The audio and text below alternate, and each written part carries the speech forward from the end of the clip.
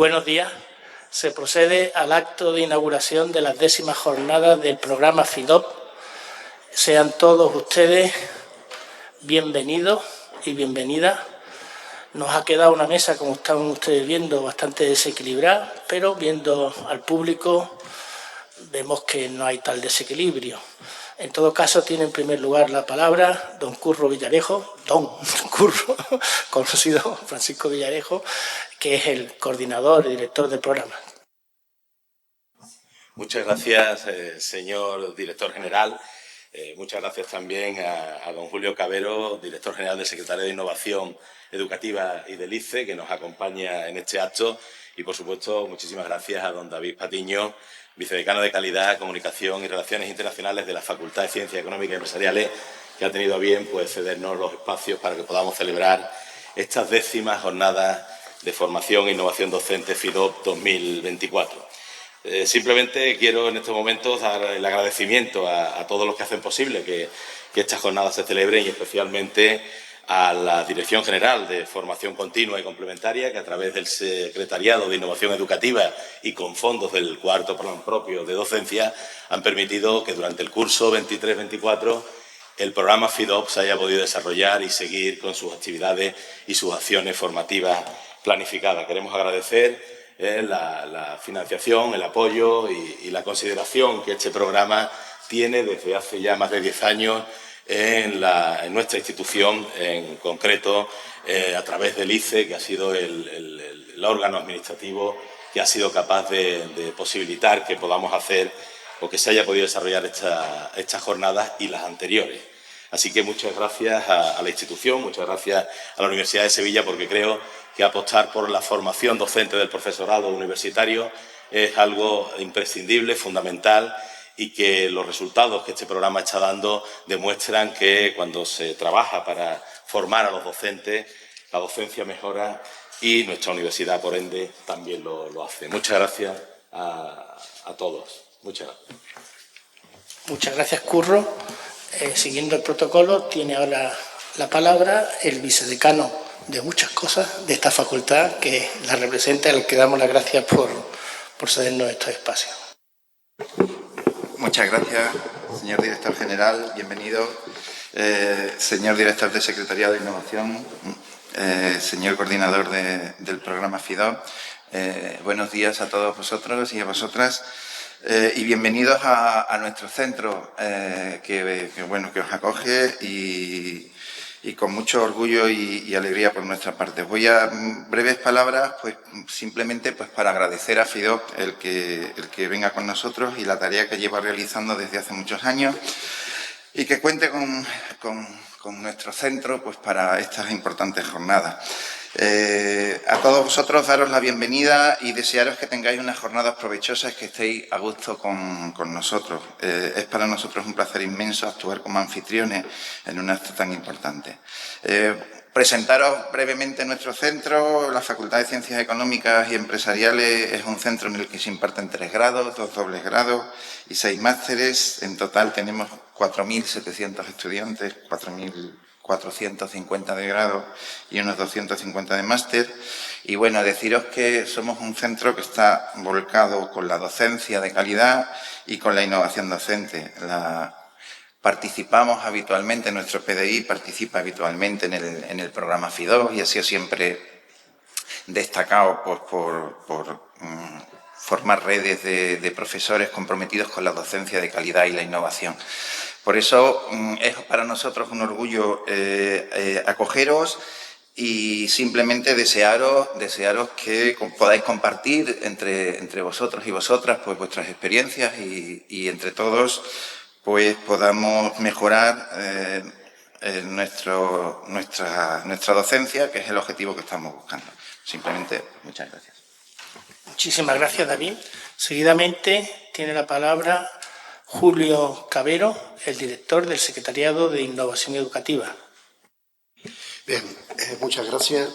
En primer lugar, buenos días a todos ustedes y, bueno, por parte del Secretariado de Innovación Educativa, darle las gracias a ellos, ¿no?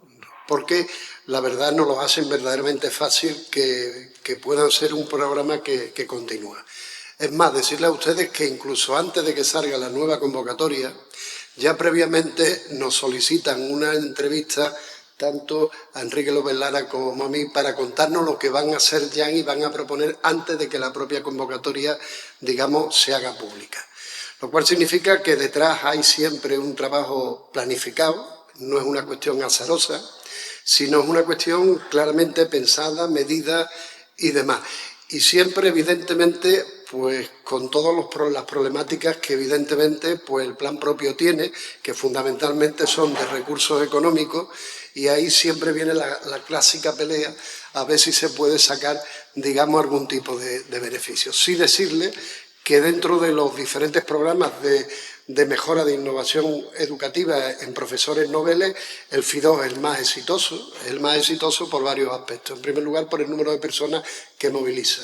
En segundo lugar, por la extensión que tiene dentro de todo el ámbito de la Universidad de Sevilla, que, como ustedes bien saben, radica prácticamente casi toda la ciudad y, por tanto, es una cosa no centrada específicamente en una facultad, sino en las diferentes áreas de conocimiento y en los diferentes edificios que tiene la propia Universidad de Sevilla. Por nuestra parte, lo único que hacemos es nuestro trabajo. Para eso estamos el Secretariado de Innovación Educativa y las personas que específicamente, en este caso, apoyan al FIDOC, que es por una parte Manuel Serrano y por otra parte también Pilar, ¿no? Es un placer estar de nuevo aquí con todos ustedes. Es un placer anunciar que esto no termina en el 10º, sino que ya está el 11º y que yo espero que esto continúe porque de verdad les digo, hay un verdadero esfuerzo, hay un trabajo serio, hay una buena planificación y hay un buen diseño. Y, por tanto, yo creo que es una acción exitosa y lo están viendo ustedes aquí, el volumen de personas, de profesores y profesoras de la universidad que están. Darle las gracias a ellos y simplemente pues espero que tengan ustedes una buena jornada. Agradecimiento tanto a la facultad por cedernos todos estos espacios, no solamente este salón impresionante, que cuando me he enterado que era aquí digo, pero tanta gente ahí, sí, sois muchos, evidentemente, y a la hora que es, más todavía. Y el agradecimiento, como no, a Curro y a todos los que formáis parte de este proyecto FIDOP, por no solo darme la palabra en estos momentos, sino también y sobre todo por el trabajo desarrollado en cuanto a la formación del profesorado, especialmente el profesorado Nobel. Para mí, como no, es una satisfacción estar aquí y sobre todo este año, porque el buen LID, siguiendo el discurso democrático con el que estamos instaurados, esta es mi última intervención en este foro, con lo cual voy a aprovechar, por un lado, para agradecer doblemente este programa que viene de antiguo, ¿verdad, Juan? Este programa de formación que ha sembrado a mucho profesorado, sobre todo leyendo y gestionando el programa centrado en el estudiante, en el alumno y la alumna. Eso es muy importante en el mundo que nos toca vivir. Estamos en una sociedad con muchísima información, digamos que estamos a hito de información, con lo cual lo que procede es enseñar a qué información es más veraz que otra y qué información es más útil en un momento y otro. Evidentemente información, pero también de formación. La formación del profesorado es cada vez más relevante. No es que antes no lo haya sido, pero antes se presuponía que cualquier persona que accediera a un puesto de profesor en una universidad, pues ya por don divino tenía capacidad de formación docente. He dicho antes, pero no tan antes, ¿no? Aquí tienen un ejemplo vivo, varios ejemplos vivos, ¿no? A mí un buen día me dieron una beca de formación del personal docente e investigador y me pusieron ante un aula de 280 alumnos a enseñar lo que en aquel momento se decía geografía descriptiva. Imagínense el papel, porque a mí nadie... Bueno, sí que hice una cosa, porque como uno no sabía en su momento si iba a ser becario o no, hice un curso que se llamaba aquello curso de adaptación pedagógica, creo recordar, que fueron 3 tardes y una clase en el Instituto Velázquez, que quizás fueron lo más encomiable de aquella producción. Pero no se crean que hemos ganado mucho, porque actualmente lo que hay es un máster llamado MAES, máster de secundaria, que desde mi punto de vista es francamente mejorable, tan mejorable que habría que quitarlo, así de claro. porque digamos que la formación para el profesorado debía hacerse para aquellas personas que hayan superado una oposición. Así de claro, como se hace en otros ámbitos, como el de la medicina. En cambio, en este contexto, y hay una ley ya que lo respalda, la LOSU, cualquier persona, especialmente los profesores y ayudantes doctores, que vayan a ingresar en una universidad, la universidad está obligada, sí, así es, obligada a darle una formación. Esto es algo nuevo. Bueno, nuevo no, porque aquí estamos y no estábamos obligados, pero era bastante, digamos, al libre albedrío de las inquietudes de cada una de las personas y de si a un momento, pues mi currículum me pide en la parte docente, pues aquí la tengo cubierta con esta serie de acciones que todos lo hemos hecho, ¿no? Había que engrosar el currículum por todos los medios, en la parte docente, en la parte investigadora, la de transferencia, incluso en la de gestión. Ahora no, ahora, y bien lo sabe el programa FIDO, porque el año pasado, a esta altura del año, no solamente FIDOP, sino el conjunto de 23 universidades, creo recordar, si no me corrigen, hicieron un documento francamente interesante de recomendaciones estratégicas para la formación docente de ayudantes doctores. Si no lo conocen, les recomiendo a los que no, que lo ojeen, que lo analicen, porque dice verdades como puños. A veces las cuestiones de perogrullo son las que hay que incidir, ¿no? Y es la relevancia de la función de la formación docente del profesorado, y en este sentido, pues que el alumno, la alumna, sea el que adquiera un papel principal. Insisto en que, por muchas cuestiones, se ha incentivado más la parte de investigación, los famosos sesenios de investigación, que hay que evaluarlos a través de unos sistemas de la NECA y demás, que ahora también están cambiando, por cierto, y en cambio la docencia se daba y se da frecuentemente a través de los quinquenios, sin mayor dolor. Es verdad que ahora está cambiando con el programa Docentia y se habla incluso de un sexenio de docencia, que ya veremos en qué acaba. En todo caso, insisto, independientemente de lo que nos diga las normativas, el papel relevante que tiene la formación. Aquí parece, perdonadme, que estoy como el cura que está sermoneando a los feligreses que van a la parroquia, ¿no? A ustedes que están aquí, a vosotros que estáis aquí, no es a quien tengo que elaborar este discurso, pero no es tan mal que se diga por simplemente para valorar, ensalzar y agradeceros a todos vosotros que estéis aquí, el que estéis haciendo los CIMAS, los procesos de aprendizaje, que además esté dividido en 10 salas paralelas, en 10 áreas de conocimiento.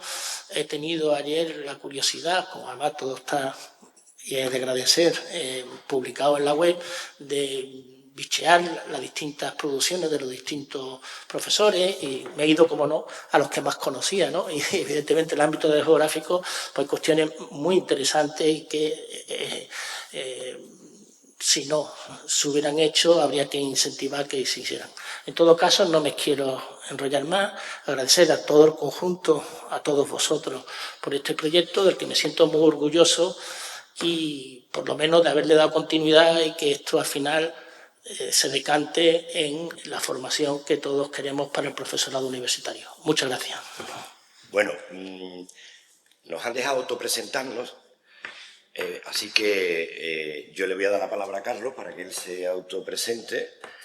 Bueno, ya lo ha dicho Curro, yo vengo de la Universidad de Málaga. Allí, además de profesor de didáctica, soy asesor pedagógico de lo que allí llamamos servicios de formación e innovación. Entonces, bueno, pues mi tarea es diseñar y promover y desarrollar pues todo lo que tiene que ver con la formación docente y la formación del PAS también, ¿vale? Del PTGAS, perdón. Todavía no me actualizo. ¿Y Rafa? Bueno, pues yo soy Rafa Porlán. Antes era el coordinador del programa durante estos 10 años, pero bueno, este año, como seguramente algunos sabréis, me jubilaron y entonces ahora soy una cosa que me encanta porque es mucho más bonita, asesor pedagógico, no, académico, asesor académico, que bueno, pues estoy estrenando un cargo honorífico muy bonito, ¿no? Y bueno, como nunca había dado ninguna ponencia aquí en la jornada, pues aquí Curro pues nos ha invitado a que participáramos este año y yo estuviera también en una ponencia. Ha dado una casualidad muy interesante porque el director general ha nombrado un documento que precisamente se elaboró a partir de un encuentro, como él ha comentado, que se hizo en estas fechas aquí en Sevilla, de 28 universidades, de responsables y personas encargadas de la formación y la innovación docente de 28 universidades, para elaborar una especie de documento que tenéis ahí el título en rojo, Recomendaciones estratégicas para la formación docente de ayudantes doctores. Es decir, aprovechando el espacio que nos daba la LOSU de la obligatoriedad que tienen ahora las universidades de hacer una formación inicial para los profesores noveles, específicamente para los ayudantes doctores, pero también, no lo olvidemos, establece como obligatorio un programa de formación docente para el conjunto del profesorado. Bueno, pues vimos una oportunidad de adelantarnos a las decisiones que iban a tomar las universidades y elaborar un documento que pudiera orientar en una determinada dirección muy próxima a lo que hacemos en FIDOP y a lo que hacen también en Málaga. De ahí que estemos los dos aquí, porque han sido dos universidades que han inspirado desde su propia experiencia este documento. Ahí tenéis un enlace que vamos a abrir ahora, ¿no?, para verlo así un poquito por encima. Sí, podemos volver después a esto. Esperemos que se pueda abrir. Sí, bueno, permitimos. A ver. Aquí a la derecha. ¿Aquí? Está ubicado en la web de FIDOP. Y bueno, solamente para que veáis, porque lo que vamos a contar aquí ahora está inspirado en este documento. O sea, lo que vamos a hacer es haceros llegar las ideas más importantes que están ahí establecidas, ¿no? A mí me parece importante el apoyo institucional que han planteado pues unas miembros de 14 universidades, ¿podrían ser? Sí, en la redacción Española. han participado unas 15 universidades, Sí. ¿no? Y algunas incluso han ido aprobando el documento en Junta de Gobierno. Hay 6 universidades ahora mismo, 5 que lo han aprobado en Junta de Gobierno. Está previsto para septiembre otras 2 o 3 universidades más. O sea que está teniendo, poco a poco está teniendo cierto impacto, no solo en las personas responsables de la formación docente, sino en los propios equipos de gobierno y la gobernanza de las universidades, ¿no? Bueno, lo que vamos a contaros ahora es un resumen, una síntesis de lo que este documento plantea. Os hemos puesto el enlace y os animamos a que como ha dicho el director general, a que lo leáis y sobre todo a que lo difundáis. Nuestro propósito y el interés del documento es que llegue al máximo de profesorado posible, no solo a los responsables, sino también al profesorado de a pie. Es decir, que lo hagamos un documento que suene y que esté presente en muchas universidades y que haga que la gente diga esto es lo que queremos. Bueno, si se identifican con él, porque claro, plantea, como vais a ver ahora, un enfoque de la formación docente muy diferente al tradicional de cursos cortos, desvinculados de la práctica, donde te cuentan a lo mejor una nueva metodología, pero no te enseñan a aplicarla en el aula, muy en la línea, como digo, de lo que estamos haciendo tanto en Málaga como Sevilla, de acercar la formación a la realidad del aula, que es allí donde tenemos que cambiar, ¿no? De nada sirve que nos cuenten muchas cosas si luego no sabemos plasmarlas, o es muy difícil plasmarlas en el aula, ¿no? De eso va a ir un poquito la conferencia. A mí me parece importante, Rafa, incidir en cómo se ha construido el documento, porque ha sido un año de trabajo de un montón de universidades reuniéndonos para consensuar el documento, de tal manera que muchas cosas a lo mejor se nos han quedado fuera por el camino e incluso algunas universidades se han ido cayendo porque, aunque estaban de acuerdo con la mayor parte del documento, sus programas de formación ya estaban, corriendo por caminos que les impedían, de alguna manera, unirse formalmente a nuestro documento, pero en absoluto lejos del enfoque que nosotros planteamos. Entonces, y sobre todo, lo más importante es lo que acaba de decir él. Es decir, esto supone un cambio, un giro total en lo que es la formación del docente, que ya era hora, enfocado a un conocimiento basado en unos principios y unas pautas que son de las que vamos a comentar ahora, ¿no? Para que os hagáis una idea, esta es la 10ª versión del documento, o sea que el documento ha tenido un proceso muy democrático, muy participativo, de borradores y borradores que se han ido depurando y que reflejan. Estamos muy orgullosos porque refleja un enfoque muy alternativo, pero muy apoyado por todavía pocas instancias de arriba, pero sí por muchos de los colegas y los colegas que nos dedicamos a esta tarea, ¿no? A los equivalentes a nosotros, o a Curro, o a otros compañeros que estamos aquí en otras universidades. Así que, bueno, os pedimos, si os interesa lo que os vamos a contar ahora, que colaboréis en la difusión. Ahí tenéis, esa es la web de FIDOP, ¿vale? Que tenéis que poner institucional es Fidopus, y ahí podéis acceder y copiarlo, bajarlo y difundirlo a todas las personas que consideréis, ¿de acuerdo? Bueno, pues empezamos. ¿No? Venga, nos vamos a ir turnando. Tenemos una apuesta hecha entre los dos, ¿no? Que luego vamos a someter a votación, porque, claro, cuando tú pones a dos personas distintas a elaborar un material, una conferencia en este caso, pues te encuentras a veces sorpresas como la que vais a ver ahora, que los dos tenemos dos estilos totalmente diferentes de hacer diapositivas, pero totalmente diferentes. Pero yo envidio el suyo. No, yo envidio el suyo, porque ya veréis qué bonito. Vamos, si me lo llega a decir yo, vamos, no niego, o sea, renuncio. Bueno, vosotros vais a ir viendo y al final votáis cuáles son el estilo de diapositiva que más os ha gustado, ¿de acuerdo? Bueno, empiezo yo con... vamos a ir contando los principios de esta formación docente para los noveles, pero en general lo hemos pensado para todo el profesorado, es decir, esto vale para todo el profesorado. Y tiene mucho que ver con lo que hacemos en FIDO y con lo que hacen en Málaga, ¿no? La primera idea que aparece en el documento como la primera para hacer mucho hincapié en que es central, es la idea del aula como centro de la formación docente, ¿no? Y tiene que ver con lo que decía yo antes, de que la práctica más habitual, hay estudios hechos sobre eso, hay una tesis doctoral en concreto en la Facultad de Educación, comparando los planes de formación docente de un conjunto amplio, creo que fueron 30 universidades españolas, ¿no? Y la mayoría tenían 3 características. Una, estaban desvinculados de la práctica de aula, es decir, no era una actividad formativa donde la gente contara lo que hace, reflexionara sobre lo que hace y tratara de mejorar lo que hace con la ayuda de los formadores y las formadoras, ¿no? Sino que es un tipo de formación pues parecida a la enseñanza tradicional. Viene un ponente, un curso de 12 horas, te habla, yo qué sé, pues de aula invertida o de aprendizaje basado en problemas, y te cuenta cómo hay que hacer las cosas, la teoría de ese modelo y cómo hay que hacerlo en la práctica, pero no te ayuda a llevarlo a la práctica, ¿no? No se mete contigo en el aula. Esta sería, por lo tanto, la primera idea, ¿no?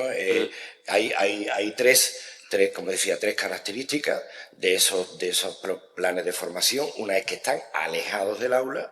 La segunda es que están muy centrados en la metodología, y yo diría que dentro de la metodología, en la tecnología, olvidando los contenidos y olvidando la evaluación, como si no hubiera que cambiar también los contenidos y la evaluación, y que no responden a una estrategia institucional, sino que es, bueno, a la carta, ¿no? Yo me apunto aquí, me apunto allí, pero no hay una responsabilidad institucional de decir, vamos a formar a los docentes con este programa, con este itinerario formativo.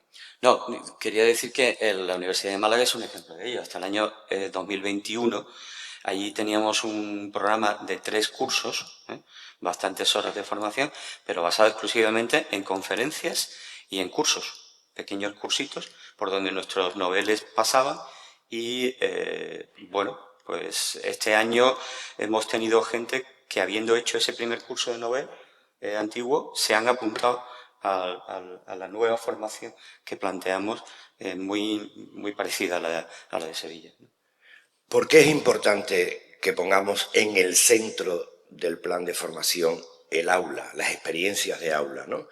Bueno, ahí tenéis representados 2 ciclos, un ciclo que hemos llamado reproductivo, que es el ciclo que todos vivimos, porque todos hemos sido estudiantes durante muchos años en el sistema educativo y nosotros en concreto después hemos pasado a ser docentes. ¿Qué ocurre en ese ciclo reproductivo? Cuando éramos estudiantes observábamos de manera inconsciente lo que ocurría habitualmente en nuestras clases, ¿no? Y de una manera tácita hemos ido aprendiendo a ser docentes, no porque lo hayamos decidido, sino porque cuando tú estás en un contexto determinado, tú te vas impregnando de las pautas de acción, de las creencias, de la cultura, de ese contexto, de manera inconsciente, ¿no? De manera no decidida, pero te vas impregnando, de manera que en tu cerebro, en tu mente, se van conformando esquemas, pautas de acción, vas interiorizando una lógica de cómo hacer las cosas que tú en ningún momento has decidido conscientemente. Y eso se va grabando. De manera que realmente cuando llegamos a la universidad o a cualquier otro nivel educativo, ya tenemos una cierta formación docente, pero implícita. Ya sabemos, de alguna manera, qué han hecho los docentes con nosotros y tendemos, por eso ciclo reproductivo, a reproducir lo mismo que hemos visto hacer. Algo parecido pasa cuando pasamos de ser hijos o hijas a ser padres o madres, ¿no? Yo siempre pongo el ejemplo, porque me ha pasado varias veces, bastantes veces, de verme a mí diciéndole a mis hijos una frase que yo odiaba que mis padres me dijeran a mí. Yo, pero ¿cómo puedo estarle diciendo a mis hijos esto que siempre lo he rechazado porque está aquí grabado? Y cuando se da la misma circunstancia y el mismo contexto, de manera automática, ¡pum!, tu mente saca esa. Y tú dices, pero si yo estoy en desacuerdo con lo que acabo de decir, pero se reproduce el contexto y el cerebro, que tiene grabado unas pautas que han visto hacer, las reproduce. Las reproduce como un automatismo, sin que tú casi te des cuenta. ¡Bah! En las clases ocurre exactamente igual. Es decir, cuando te dejan ahí el primer día con 50 alumnos, con lo que sea, ¿tú qué haces? Pues el único instrumento, la única herramienta que tiene es lo que has visto hacer. Y entonces tiendes a reproducirlo.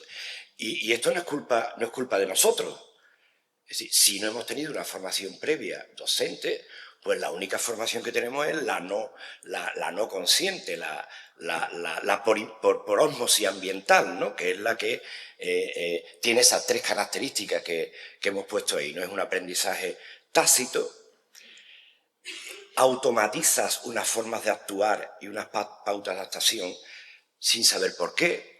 ¿Por qué haces esto? Bueno, hago esto porque es lo que hay que hacer. Es porque es lo que yo he visto hacer, porque es lo que se ha hecho, por lo que se ha hecho siempre, ¿no? Y también se van incorporando unas creencias que le hemos llamado de sentido común, del sentido común más simple, digamos, que no son elaboradas, no son frutos de fundamentos más rigurosos, de lecturas, de debates más intelectuales, ¿no? Son pues las creencias populares. ¿Qué es enseñar? Pues contar el contenido. ¿Qué es aprender? Poner los codos antes de los exámenes.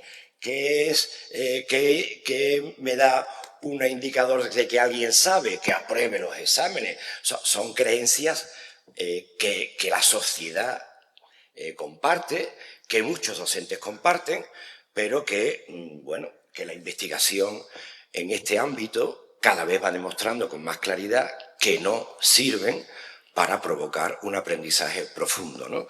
Y entonces, de lo que se trata en esta formación inicial docente para los ayudantes doctores es de romper con ese ciclo reproductivo, ahí lo tenéis abajo, cuestionar y reconstruir esas ideas que hemos ido mamando desde muy pequeños sobre lo que es la enseñanza y el aprendizaje y entrar en un ciclo un ciclo formativo que se basa fundamentalmente en la toma de conciencia, en ser conscientes de lo que hago, de por qué lo hago, de si eso es lo que debería de hacer, si no hay otras aportaciones que son más rigurosas, y entrar en un proceso donde el aprendizaje docente sea consciente, no tácito, donde las pautas de acción, lo que voy a hacer, lo elabore, lo construya, no sea algo automático, y por lo tanto lo cuestione, lo mejore progresivamente. Y produciendo no creencias de sentido común, sino un conocimiento profesionalizado y lo más riguroso posible sobre la acción docente. En ese ciclo, pues, que es lo que nosotros llamamos aquí en Sevilla los ciclos de mejora en el aula, ¿vale? Pues lo que hacemos es aprender a diseñar de manera argumentada los contenidos, la metodología, la evaluación, experimentarlo en el aula, analizar cómo ha funcionado, evaluar cómo ha funcionado, investigar en el mejor de los casos, teorizar sobre lo que estamos haciendo y entrar en un ciclo que nos lleve de ser unos docentes que lo que hacemos está basado solamente en la tradición y en lo que hemos visto hacer, a profesionalizar nuestro trabajo y a que lo que hagamos tenga argumentos y tenga fundamentos, ¿no? Y experimentalmente podamos ver si funciona, si no funciona y cómo lo vamos mejorando. Hay una cosa importante, y es que no olvidemos que lo que está contando Rafa es que todo esto tiene que estar centrado en la experiencia dentro del aula, porque si no, no funciona. Yo me acuerdo de las veces que has tenido una paciencia infinita con alguna que otra universidad, con miembros de otra universidad durante nuestros debates del documento porque se negaban a entrar en el aula. Es decir, decían, pero ¿cómo vamos a enseñar cómo se enseña sin darles un curso de cómo se enseña? Y nosotros decíamos, todo eso está muy bien, pero hasta que tú no lo llevas, lo practicas, lo analizas desde tu propia experiencia y eso está absolutamente todo centrado en esa práctica, no se produce este ciclo. Es decir, el planteamiento es o tú colocas el aula en el centro de esta formación de docente o no vas a avanzar. No.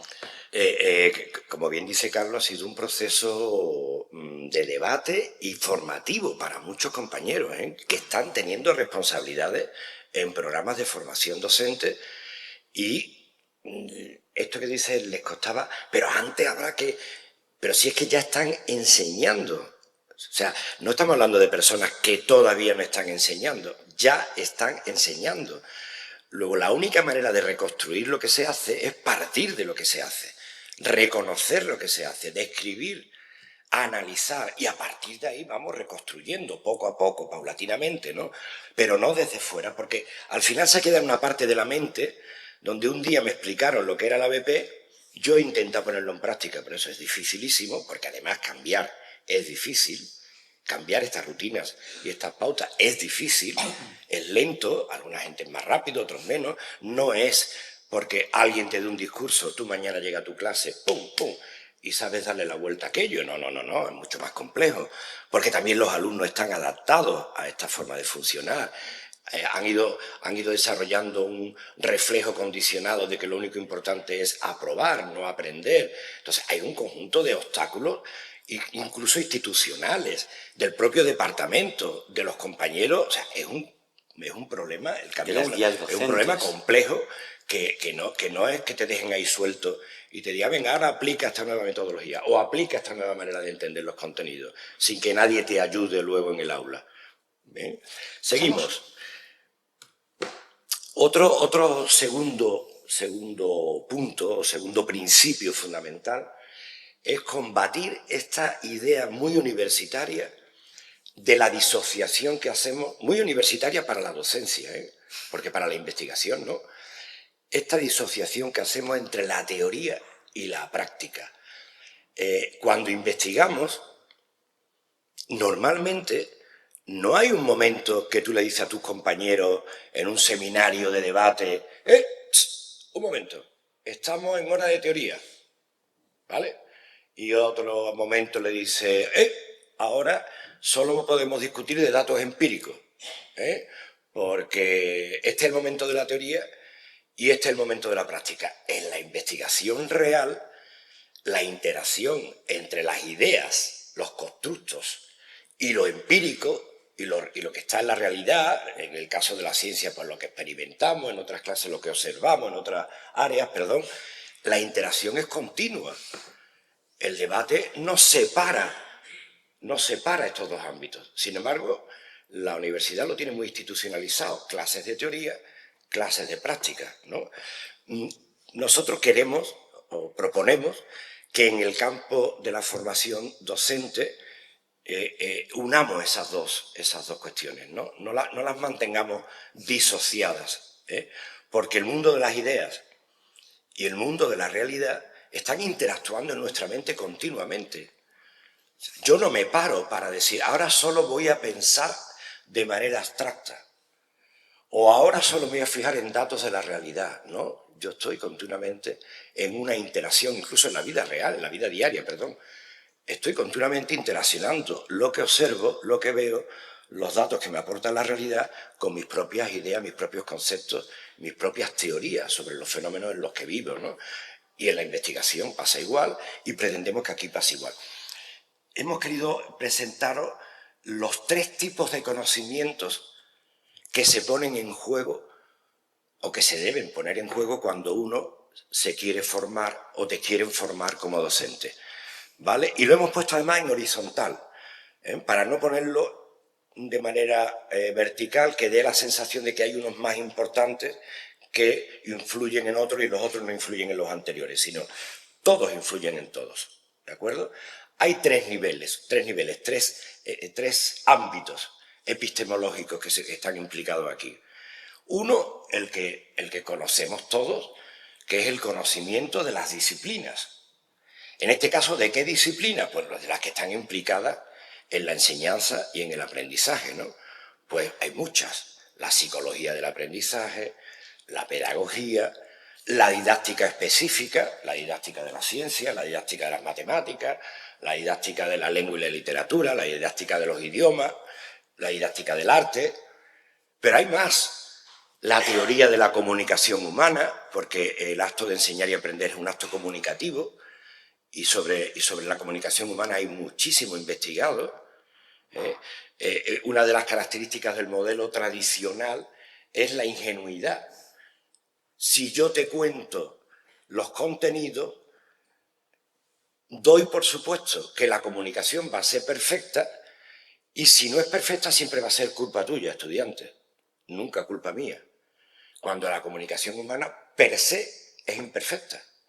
Es imperfecta, está cargada de ruido me refiero no ruidos solo físicos, sino de distractores, ¿no? De ideas que se te están mezclando porque tú ese día tienes un problema, porque te duele la muela, porque te has enamorado, porque te has peleado con tu padre, y entonces hay un conjunto, porque tienes una manera de ver la realidad que te permite entender ciertas cosas de cierta manera, tienes una ventana con la que miras el mundo, una cosmovisión de la realidad que te hace reinterpretar todo lo que estás escuchando, y luego ves en las pruebas que la gente dice cosas que, pero si esto es una interpretación distinta a lo que yo quería decir, ¿no? O sea, la comunicación humana no es para nada... Y porque tienes una experiencia que te ha producido tus propias teorías. Efectivamente. Entonces hay un conjunto, bueno, la neurofisiología del cerebro, ¿no? Que hoy hay una línea que se llama neurodidáctica, que también aporta elementos muy interesantes. Sí, hay un conjunto de ramas científicas que se dedican a investigar sobre la enseñanza y el aprendizaje. Por lo tanto, evidentemente, un conocimiento profesional, una formación docente, tiene que tener en cuenta esas aportaciones, ¿no? Luego hay otra fuente de conocimiento que es fundamental, que es la experiencia, ¿no? Es lo que le hemos llamado el conocimiento en la acción.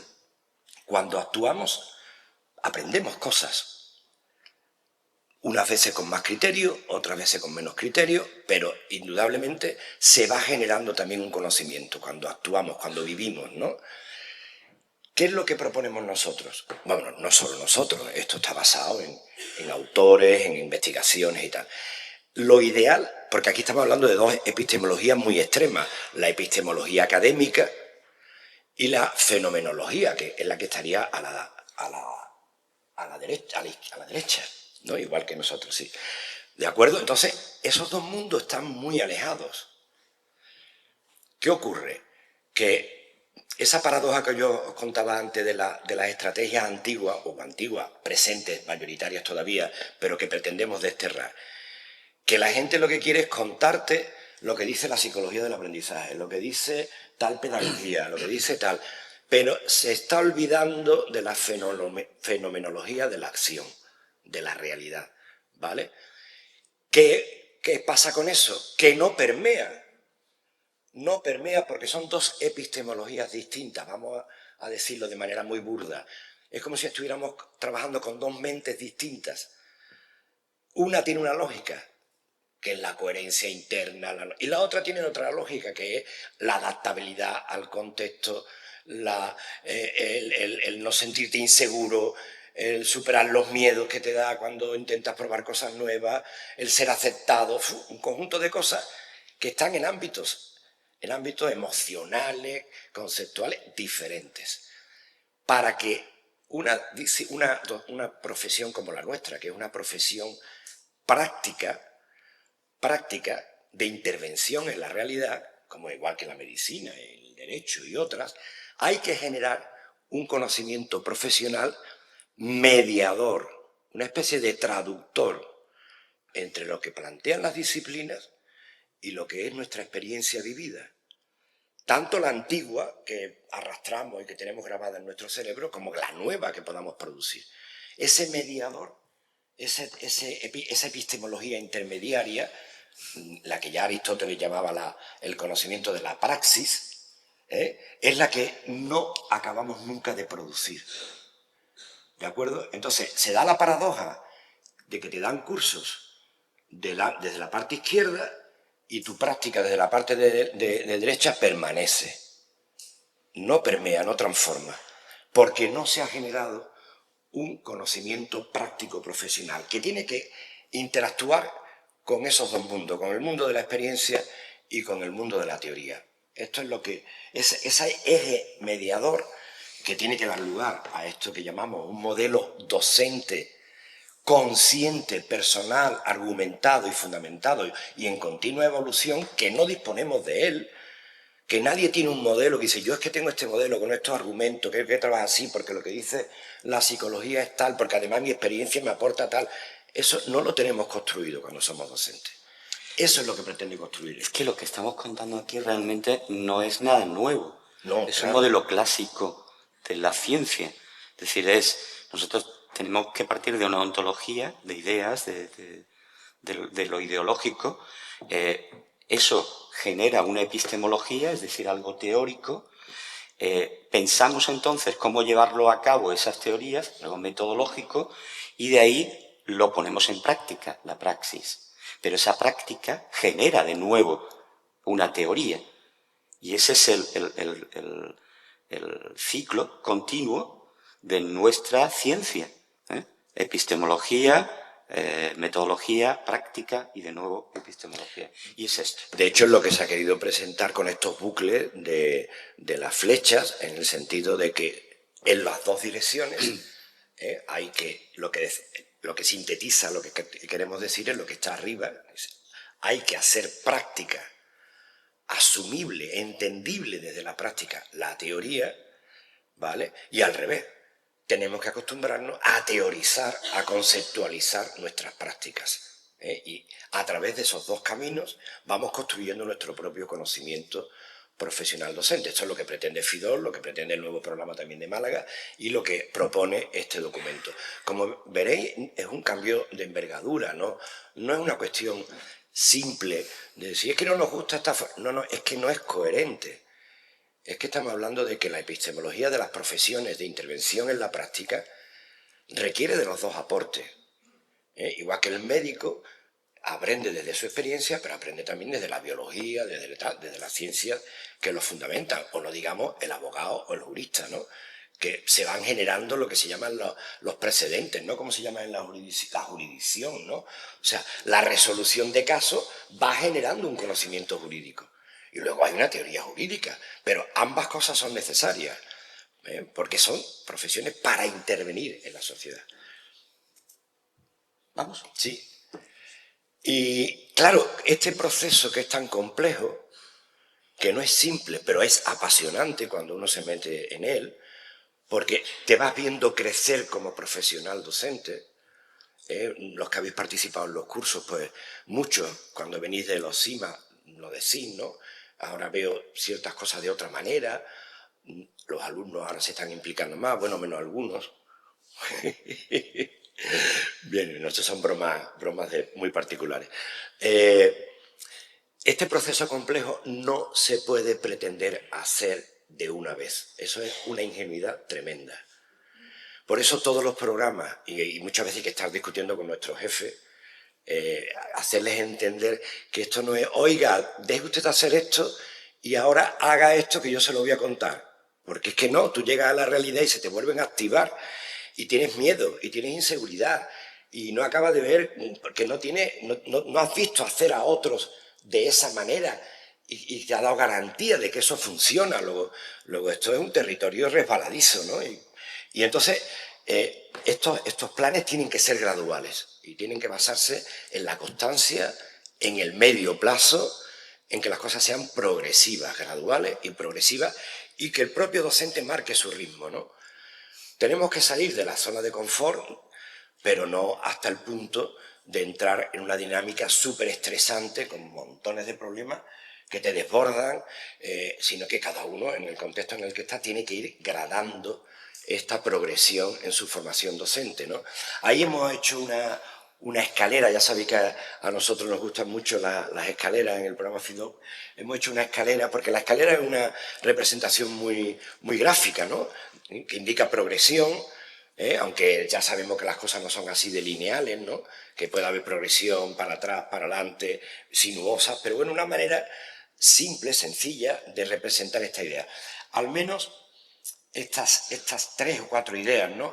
Debe de haber varias etapas, debe de haber un itinerario formativo, no llegar a darte un curso y luego dejarte, ¿no? Sino que debe de haber un acompañamiento progresivo, no pretender que el cambio sea global desde el principio, cambios parciales en una etapa. No es posible un cambio global desde el principio. Una etapa de iniciación con cambios graduales, poniendo el acento en esa etapa de iniciación en el contraste entre lo que podríamos llamar las pautas de acción propias del modelo transmisivo tradicional, con poner a prueba otras maneras de hacer que den mejores resultados con los estudiantes, sobre todo en lo que tiene que ver con su motivación, su implicación, su interés, que uno compruebe que haciendo determinadas cosas de otra manera, por ejemplo, trabajando con problemas, con retos, dándole más participación al alumnado, yendo a lo más esencial, abriendo debates, el alumnado se implica más y que te lo va a decir. Entonces empieza a haber ahí un elemento motivador que dice, oye, es que funciona mejor. Una segunda etapa, con aspiración de que los cambios sean más globales, que no abarquen unas cuantas horas, que abarquen una asignatura entera, donde también hay que poner el énfasis en esa parte más teórica, ¿no? De ir teniendo fundamentos de por qué funciona mejor aquello y que dicen determinadas disciplinas que trabajan sobre eso para que los cambios se consoliden y estén bien fundamentados, ¿no? Y bueno, una última etapa que veis que en el programa FIDOP la aplicamos, no sé en vuestro caso, pero creo que también, ¿no? Con los mentores, que es que la gente que va avanzando, bueno, en nuestro caso le damos la oportunidad de incorporarse al programa como formadores de otros, como dinamizadores de otros, incluso incorporando la investigación docente en su propio currículum. Cada vez hay más de vosotros que se están atreviendo a hacer investigaciones docentes y a que su currículum también crezca en esa parte de investigar nuestra propia docencia, ¿no? O aspectos de la docencia. Sí, yo hay una cosa que he dicho antes, es que es imposible cambiar de golpe. Y es porque yo estoy convencido de que tiene que ver con el mundo de las creencias pedagógicas, ¿eh? Y eso es muy difícil de rascar. Hay que rascar muy bien en el cerebro para quitar toda esa experiencia se previa. se van y a eso no se agobiar hace, porque parece que es una... ¿Cómo se llamaba aquello que hacían con los antiguos? Sí, ¿no? con Eso los imanes. da miedo, pero No, bueno. pero es eso, en el fondo es que tienes que quitarte todo el bagaje, toda esa mochila que llevas de años y años de experiencia como alumno o alumna delante de un profesor que te está demostrando cómo se hacen las cosas, ¿no? Y eso es difícil, muy difícil. Y él comentaba antes que el primer día que llegas a clase, ¿y el último?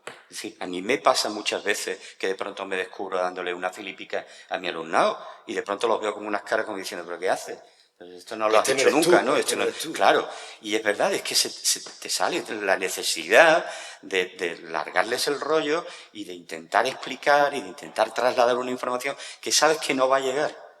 Ya iremos avanzando en esto. Si me permitís, yo creo que esto es un cambio de tintes, incluso en la profundidad más profunda, ideológico o cultural. Tiene mucho paralelismo, desde mi punto de vista, con la cultura machista, ¿no? O sea, cuando una cultura es hegemónica, algunos de vosotros quizá hayáis trabajado este concepto de hegemonía, ¿no? De hegemonía cultural, lo que significa es que todo lo que está en el ámbito de las prácticas y de las ideas de esa hegemonía no necesita ser justificado, porque todo el mundo lo da por válido. Mientras que cuando hay prácticas e ideas que son contrahegemónicas, que van contra esa hegemonía, uno tiene que estar continuamente autojustificándose, ¿no? Esto nos pasa en los que estamos cambiando en nuestro departamento. ¿Pero tú qué haces? Pero no, oye, pero los alumnos están muy interesados, pero eso va contra todo el temario, eso va contra muchas cosas, ¿no? Entonces, en definitiva, esto en definitiva es un cambio cultural que requiere de procesos a largo plazo, porque lo que estamos cambiando o pretendiendo cambiar es la cultura hegemónica docente en las instituciones educativas, que busquen o pretendan el desarrollo de nuestros estudiantes más que, por decirlo así, el adoctrinamiento curricular. Cuando le estamos contando a nuestros estudiantes todos nuestros currículum, de alguna manera los estamos adoctrinando, no le estamos dando la posibilidad de ser ellos mismos, ¿no? Y los estamos de alguna manera inconscientemente también educando en una cultura de la simulación, en una cultura del silencio, en una cultura de la no participación, del no compromiso. Luego el cambio que todo esto conlleva es un cambio en profundidad, ¿no? Hay un autor que por lo menos a muchos de nosotros nos inspira, que es Freire, que es un pedagogo muy comprometido de Brasil, que tiene un libro que se llama La pedagogía de la liberación, ¿no? Que es lo que nosotros deberíamos de pretender en última instancia, es liberar, ayudar a que nuestros estudiantes sean más autónomos, más libres, más responsables, más inteligentes, etcétera, etcétera. Y eso implica un cambio copernicano en la forma de entender la enseñanza. Por lo tanto, no es fácil, no es inmediato, es un camino. Y además, cualquiera de nosotros que esté libre de pecado, el que esté libre de pecado, que tire la primera piedra, sigue teniendo en toda su impronta un cierto nivel de cultura machista. O sea, quien diga que no tiene, que no ha mamado y que no reproduce determinados elementos de la cultura machista, se autoengaña. Hombres y mujeres. Hombres y mujeres. Por tanto, esto es como una opción de vida profesional, por decirlo, más hombres que mujeres. Más hombres que mujeres. Pero en general es una cultura dominante y no la acabamos de romper en un plazo corto. Esto requiere tiempo y constancia. Te toca, compañero. Ahora, ¿veis qué cambio tan radical? Muchísimo mejor, vamos. O sea, ¿dónde va a parar? Con imágenes, se entiende menos. Vamos, mucho más Instagramer, vamos, tiktokero. El isomorfismo. A mí lo de isomorfismo siempre me recuerda a lo del milenarismo que decía el otro en la televisión, ¿no? Pues el isomorfismo. ¿A qué nos referimos cuando hablamos del isomorfismo? Pues lo que dice ahí, la formación ha de promover la coherencia entre el modelo de enseñanza que se propone, es decir, aquel que está centrado en la actividad de los estudiantes, y el modelo formativo que nosotros practicamos dentro del programa de formación. Es decir, el que está centrado en lo que va a hacer el docente. En la imagen yo he querido representar precisamente esa incoherencia que muchas veces tenemos en nuestras clases. Y es que veis ahí la profesora diciéndole cómo se debería aprender, en grupo, en una mesa, en pequeños grupos, trabajando, tal, lo que intentamos trasladar en nuestras formaciones, ¿no? Y ahí están todos los alumnos y alumnas, uno detrás de otro, una disposición absolutamente bancaria, y ella le está ahí largando el rollo desde una tarima, desde el planteamiento de la autoridad que tiene la verdad absoluta y que comunica las verdades ya construidas y ya hechas. Esa es la incoherencia en la que no deberíamos de caer. O sea, lo que no podemos hacer es plantear ahora un programa de formación de noveles o un programa de formación del profesorado y largarles el rollo diciéndole, no, tenéis que trabajar en grupo. Y tal. Yo me he encontrado en mi carrera con profesores que me hablaban de la evaluación y de lo malo que eran los exámenes y tal y cual, y a continuación te ponían un examen, evidentemente, ¿no? Y esas incoherencias las vemos continuamente en la formación, ¿no? Lo que pretendemos aquí nosotros es darles la oportunidad al profesorado sobre todo el de nueva incorporación, a que se les permita la reconstrucción de su conocimiento práctico, que es lo que comentaba antes Rafa. Es decir, el reflexionar sobre lo que realmente se hace en clase tiene que dar la posibilidad de generar teoría. Pero eso, ¿cómo lo hacemos en realidad? Eso lo hacemos pues, con procesos como la investigación-acción, por ejemplo. Es decir, procesos en los cuales nos centramos en una situación problemática real de la actividad del docente y eso se pone en común, ese tipo de situaciones problemáticas, nos planificamos cómo vamos a actuar y lo llevamos a la práctica. Entonces, les damos la oportunidad de que nuestra formación también sea así. Es decir, nuestra formación tiene que ser en grupos de docentes en donde nos planteamos situaciones problemáticas de esos docentes y las llevamos a la práctica.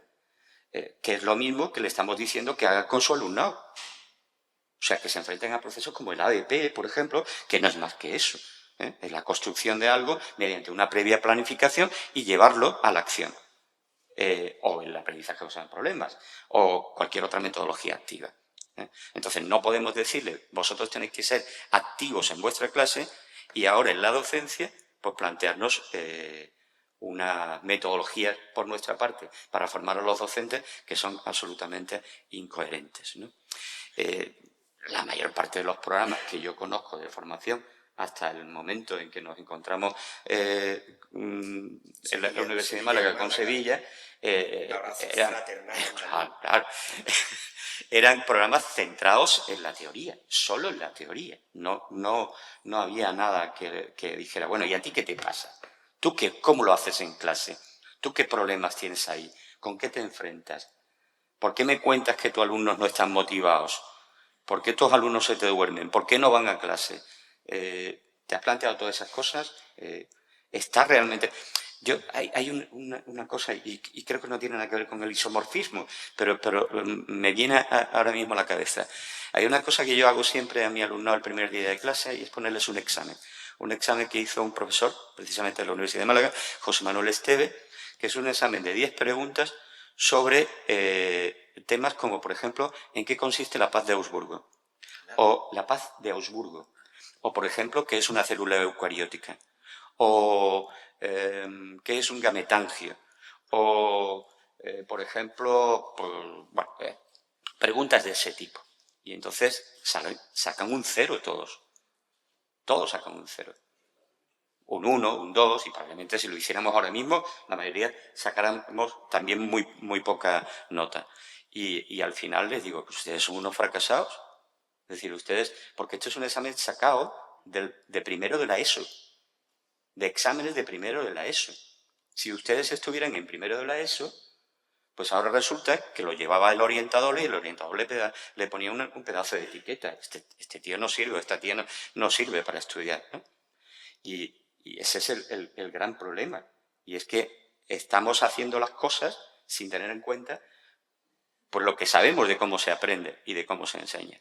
Si nosotros reproducimos en los programas de formación del profesorado eso mismo, pues obtendremos profesores que seguirán haciendo lo mismo y seguirán su alumnado olvidando absolutamente todo lo que estudian al final de la carrera y no les sirve para nada.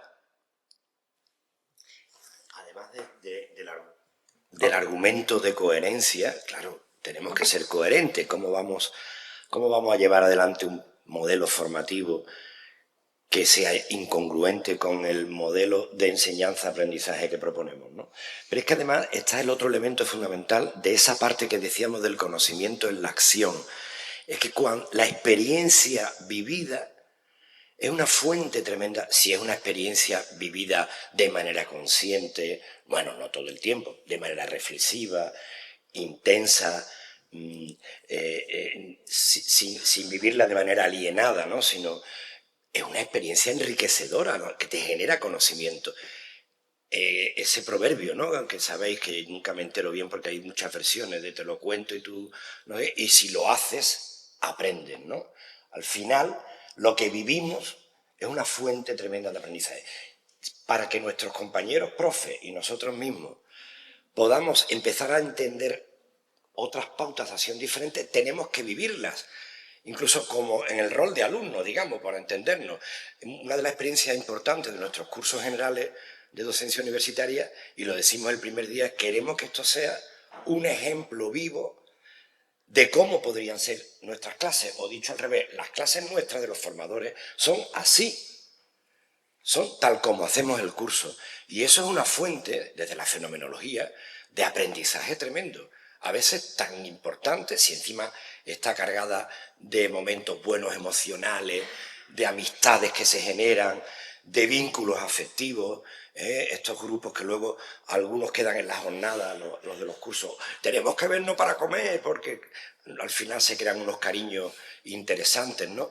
Bueno, pues todo eso, si no existiera, nos faltaría tener referencias empíricas de nuestra propia vida, de cómo hacer las cosas en una clase de otra manera, ¿vale?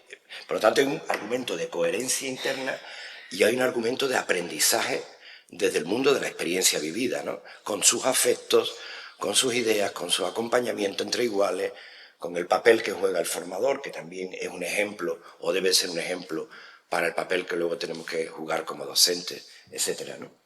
Yo ahora me voy a centrar en la imagen de los chavales esos que están alrededor de una mesa, porque otra de las cosas que planteamos es el trabajo entre iguales.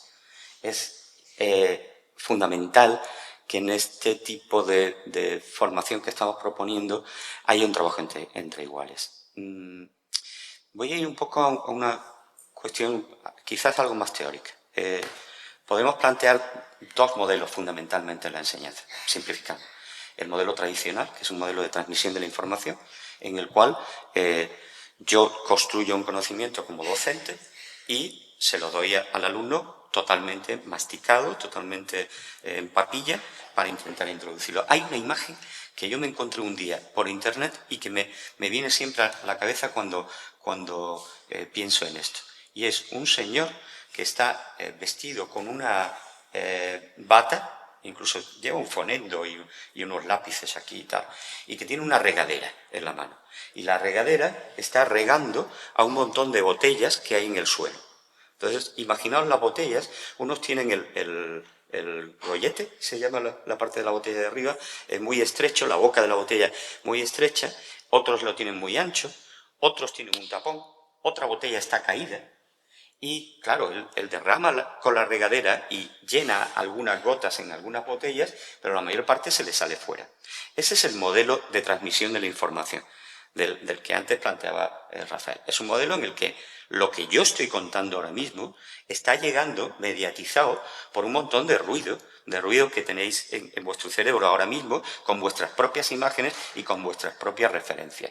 Y entonces, en una clase normal, pues una alumna está pensando que el novio le ha dicho tal cosa, el otro alumno que ha quedado con no sé quién detrás, el otro que su madre es no sé qué, y tal. Y hay una historia, y otro está pensando lo que tú estás diciendo, pero en un momento determinado se le va la olla y ha perdido lo más importante del discurso. Entonces, la transmisión de la información es realmente muy compleja, muy difícil y muy ineficaz. Pero además es que hay otro condicionante, y es que es siempre individual.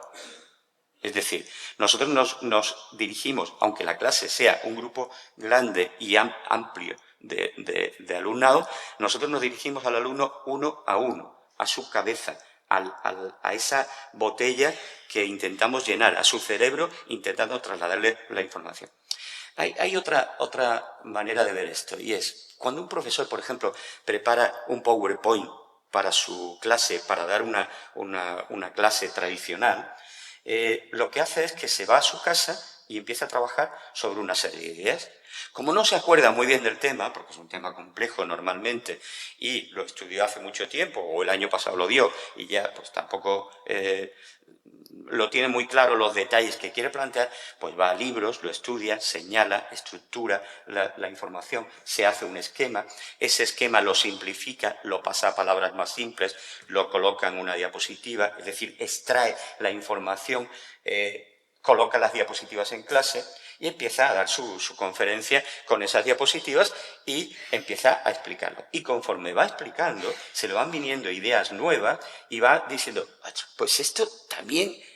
¿Os ha pasado eso? A mí me pasa a veces. Cuando cuento algo así en clase, me pasa que de pronto digo, ¡guau! Esto no lo había entendido yo así y ahora lo estoy entendiendo. ¿Por qué? Porque el profesor está aprendiendo durante todo este proceso. Desde el momento en que coge los libros e empieza a extraer la información y empieza a sacar la información y tal, hasta el momento en el que lo está exponiendo a sus alumnos, ha hecho una labor de aprendizaje. Y mientras, ¿qué ha hecho el alumno? El alumno está, como me decía el otro día uno de los noveles, está como una ameba. Es decir, está tirado ahí en su asiento, como mucho cogiendo apuntes, ya no lo hacen, al menos los míos. En cualquier caso, de vez en cuando cogen el móvil y no sabe si está con el WhatsApp o está apuntando algo que le interesa de lo que le has dicho, y ya está, no hace nada. El alumno es un sujeto absolutamente pasivo. ¿No sería más interesante que fuera el alumno el que aprendiera? Es decir, el que hiciera toda esa labor de estructuración de su pensamiento, esa construcción de ese conocimiento. Entonces, ese es el otro modelo. El otro modelo es donde el conocimiento no es un conocimiento único, sino que el conocimiento se construye por el alumnado. Y le hemos dado la vuelta a todo esto. Ahora ya es el alumno el protagonista de su propio aprendizaje. Ahora ya es el alumno, o la alumna, evidentemente, quien hace el esfuerzo de investigar, de inquirir, más que de adquirir el conocimiento, el alumno inquiere ese conocimiento, el alumno investiga, el alumno es el que trabaja y el que aprende. ¿Y cómo se hace eso? Pues eso se hace construyendo precisamente ese conocimiento. Pero es que hay autores que nos dicen que eso no se hace así tal como lo he explicado yo, sino que eso, la manera de hacerlo es de forma social. Y entonces estamos hablando de la construcción social del conocimiento. Y nos dice Vygotsky, por ejemplo, que primero se construye el conocimiento por las interacciones, y esto es una discusión que teníamos Rafa y yo, que primero se construye una pequeña discrepancia. Un pequeño debate, que primero se construye lo social y después se construye lo intrapersonal. Es decir, que después de tú contrastarlo con eso que estás aprendiendo con otras personas. Claro, es verdad lo que dice Rafa. Esto no es un proceso así de simple. Esto es un proceso mediatizado por un montón de historias. El debate que teníamos era si era tan rígido como plantea Vygotsky, primero esto, o es más simultáneo, ¿no? Para mí es más simultáneo, pero lo que está claro es que si cada uno de nosotros estuviera solo en la selva, interactuaría con los animales, interactuaría con los animales y generaría un aprendizaje y un conocimiento que sería muy distinto al nuestro, mezcla de humano-animal, pero que es imposible construir nada aislándonos de lo social, porque todo se construye en el marco social. Bien porque dialoguemos en un equipo de manera consciente, organizada y tal, bien por todos los influjos que nos llegan de los comentarios de los compañeros, de las redes sociales. Es decir, nosotros estamos continuamente aprendiendo en un contexto siempre social. Inmersos en una cultura. ¿no? Entonces, lo que no cabe duda entonces es que las actividades de formación, como dice ahí, mejoran cuando se basan en trabajo entre iguales a través de grupos, de redes, de comunidades de aprendizaje, ¿no? Esto nos lo dice Freire, por ejemplo, que tú citabas antes. Freire dice que los humanos no aprendemos de nosotros mismos, no aprendemos con nosotros mismos, sino que aprendemos los unos de los otros y que no se enseña uno mismo, sino que te enseñas de uno a otro. Pero esto también lo dice Brunner, cuando habla de la cultura como conjunto de significados de una comunidad, que tiene una comunidad. Y es que, como acaba de decir Rafa, lo que se estudia, las disciplinas, los contenidos, son fruto es un conocimiento cultural humano que se ha ido planteando probablemente a través de la historia, que nosotros nos comunicamos a través de la historia por los libros y que es un conocimiento construido también socialmente, ¿no? Lo interesante de este conocimiento es que además no es un conocimiento acabado. No es un conocimiento cerrado, no es la verdad absoluta, es una verdad que se va construyendo los unos con los otros. Y esto es lo que le da la riqueza a este proceso, la riqueza de yo he aprendido algo, tú has aprendido otra parte, nos lo comunicamos, lo debatimos y nos vamos construyendo nuestro propio conocimiento, ¿no? Entonces, esto también lo decía John Dewey, ¿eh? El conocimiento, y de ahí salen las metodologías activas, de ahí salen las metodologías como el ABP y todo esto, ¿no? De un conocimiento construido socialmente, ¿no? Fijaros la transparencia que trae. A mí me gustan más las tuyas. No, la diapositiva, que antigua, diapositiva. Transparencia, es que antigua. Qué horror. Yo prefiero decir filminas. ¿Qué? Filminas. Filmina. En el colegio. Bueno, nuestros procesos de formación docente están necesariamente centrados en el acompañamiento experto. Aquí en Sevilla lo llamáis formadores, formadoras, dinamizadores, dinamizadoras. Allí lo llamamos de muchas formas, pero normalmente hablamos de nuestras mentoras. Pero es lo mismo. Es decir, son personas que están especialmente capacitadas, con una formación específica que les permite acompañar a pequeños grupos de docentes en una construcción de su propio modelo docente, de cada uno de estos formados. Lo decíamos antes, es decir, las dos opciones son un programa de cursos en los cuales hay distintos expertos que van intentando largar una serie de consignas que cuando se levanta del asiento, pues el profesor no es capaz de llevarlo a cabo en su clase, y la otra manera es un programa basado en formadores, en dinamizadores, en mentores que van acompañando a lo largo de todo el tiempo. El programa que llevamos en Málaga, por ejemplo, porque el de aquí lo conocéis, se llama Novel 22, porque empezó en el 22, son 2 años de formación, y en esos 2 años nosotros hicimos una convocatoria de mentores en donde esa convocatoria pública por méritos y méritos de formación, de experiencia en relación con este tipo de temas, surgieron de ahí 6 mentoras, pues una catedrática en didáctica, una especialista en ciencias en didáctica de la matemática, otra de lengua, otra de tal, otra de cual, pero que estaban especialmente formadas precisamente en la mentoría y en cómo acompañar a la gente, ¿no? Entonces, nosotros tenemos para nosotros eso es un lujo, porque son gente de primer nivel, son catedráticos y catedráticas diciéndole a los otros lo que tienen que hacer, pero catedráticos y catedráticas no de estos que se sientan en su poltrona y que ya no quieren saber nada más del departamento, sino de gente que han estado continuamente metidos en estos temas. Entonces tenemos un lujo increíble, ¿no? Porque han ido acompañando y han ido incluso ellas nos están contando. Yo ahora estoy haciendo un podcast, precisamente, que no ha salido todavía, pero que le contaré a Rafa cómo va esto para que os lo haga llegar, en un par de semanas saldrá. Y he estado haciendo entrevistas precisamente a estas mentoras para que nos cuenten. Y ellas dicen que son las que aprenden mucho de sus mentorizados, porque las experiencias, las vivencias, el estar en clase con ellos, todo ese intercambio. Tejemaneje. Tejemaneje, efectivamente, esa es la palabra. Qué bonita, la palabra técnica y bonita pedagógica es tejemaneje. tejemaneje. Y todo eso ha conformado una experiencia durante 2 años, imaginaos, ¿no? Que ahora pues está... aquello es gustoso de oír y gustoso de ver, ¿no? Entonces, nosotros estamos muy contentos con esta manera de hacerlo, ¿no? ¿Pasamos? Pasamos. Viene el otro modelo terrible, racional, ahí sin imágenes.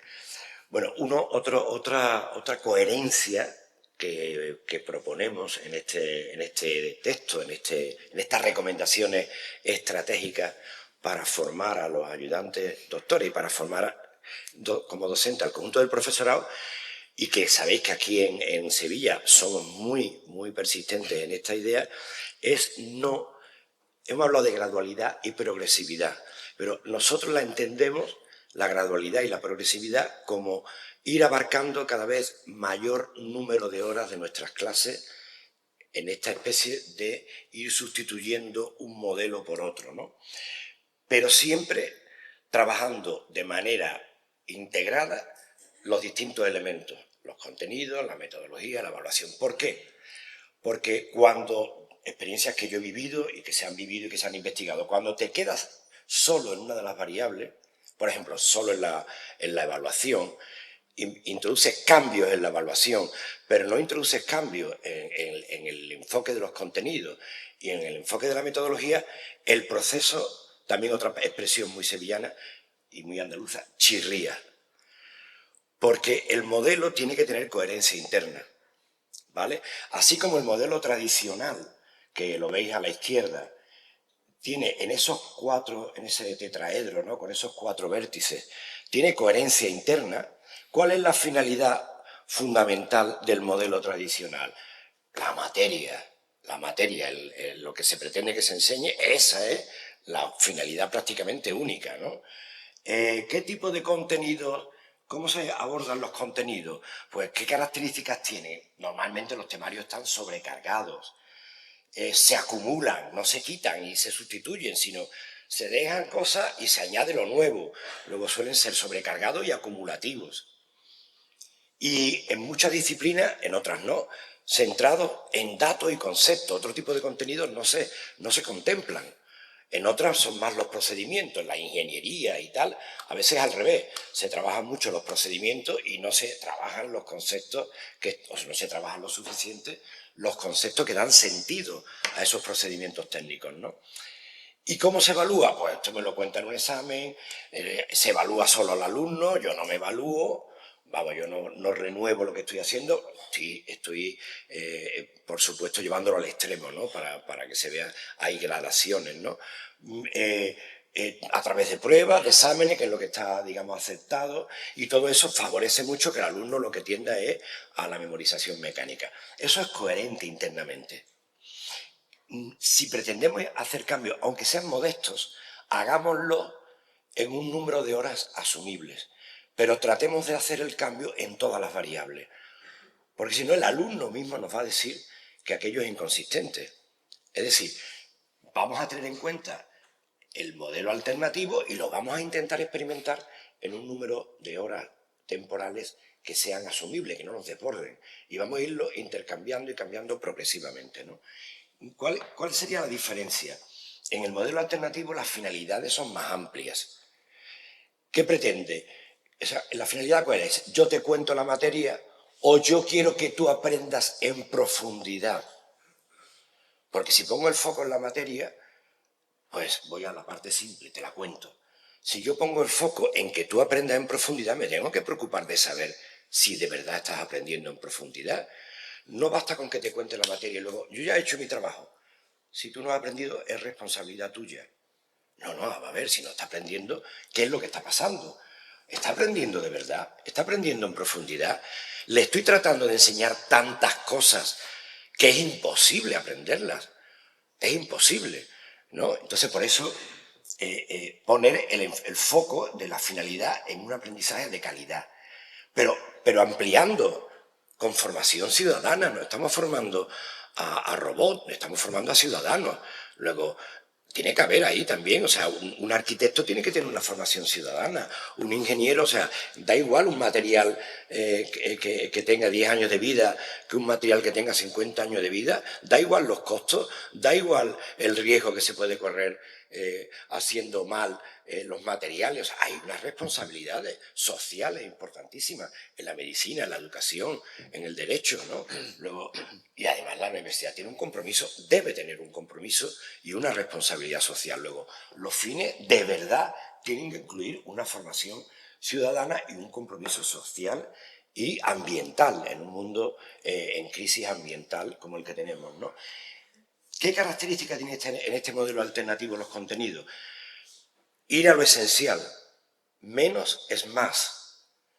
Yo sé que esto cuesta mucho asumirlo, pero yo diría que un 80% de los temarios sobran. ¡Wow!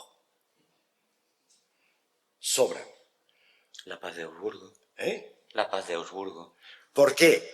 Porque los contenidos de las disciplinas no son un conjunto aditivo de cosas puestas al lado de una de otra. Tienen una estructura interna, tienen una epistemología, tienen una jerarquía, tienen núcleos que son muy organizadores.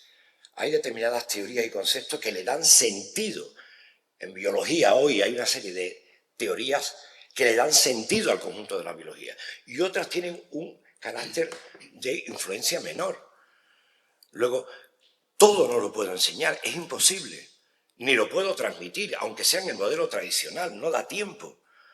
Y además, si lo hago rápido, todavía lo pongo mucho peor para el alumnado. Entonces, hay que hacer una selección de lo que llamamos nosotros los contenidos estructurantes, organizadores.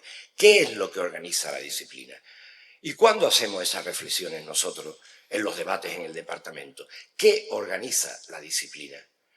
¿Qué es lo esencial en este momento histórico?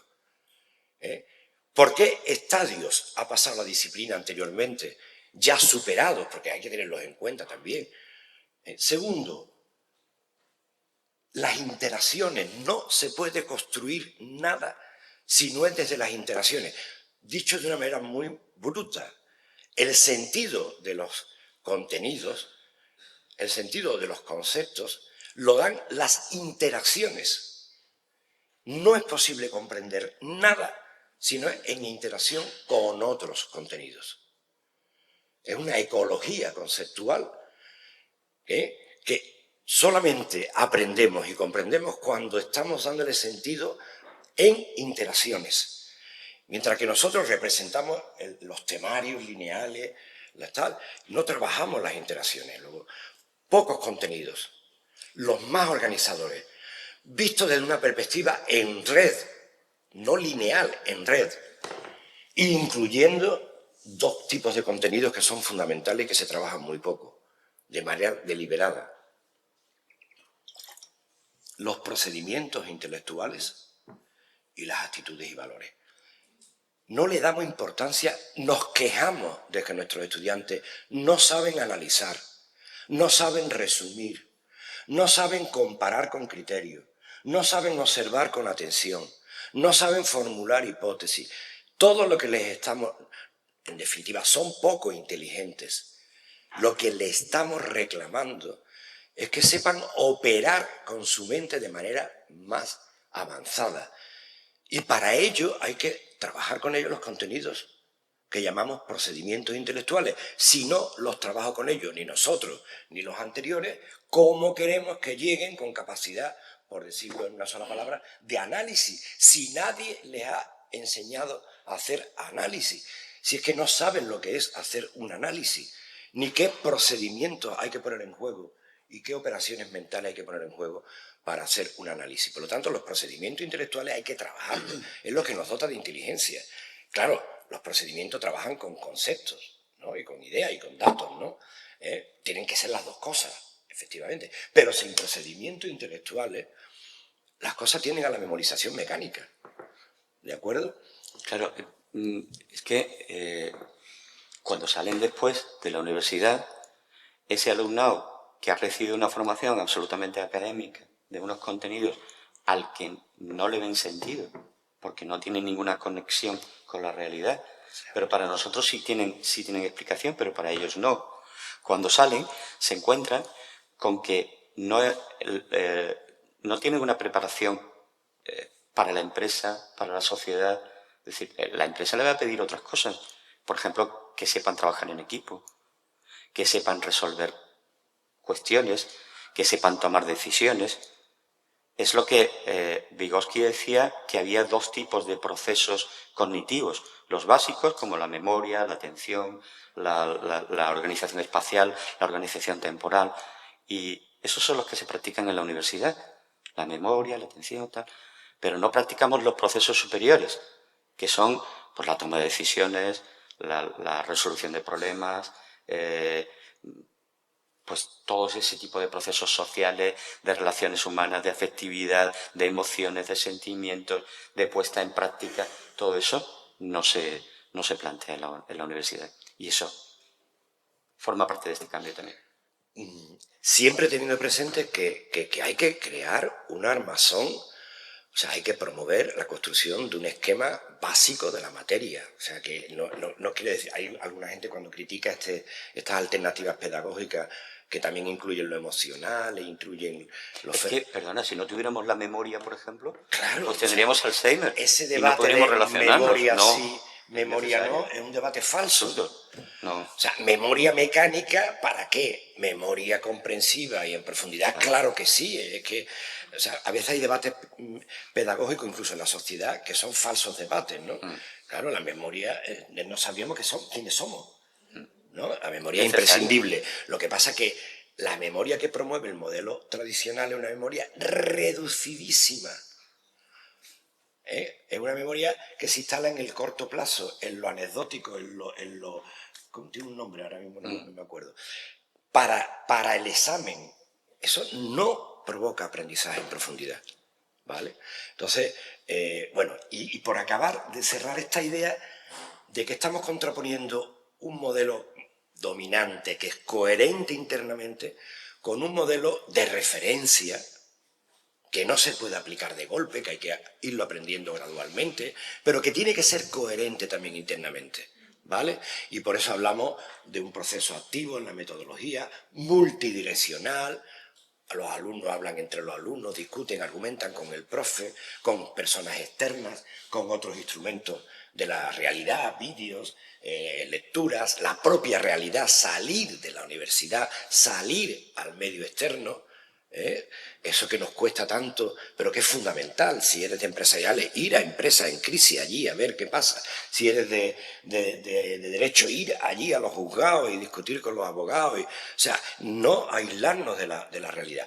Y una evaluación entendida como para el aprendizaje. Esto, o sea, todo lo que hagan los alumnos, o por lo menos todo aquello en que podamos, según el tiempo que tengamos, debemos devolvérselo con anotaciones, con resaltando los avances, comentando las mejoras que se pueden introducir, de manera que cuando yo evalúo algo no es para decir 8, 5, 3, es para que tú puedas aprender más. Es más, entrégame este trabajo, este equipo que me entregue este trabajo todas las veces que quiera,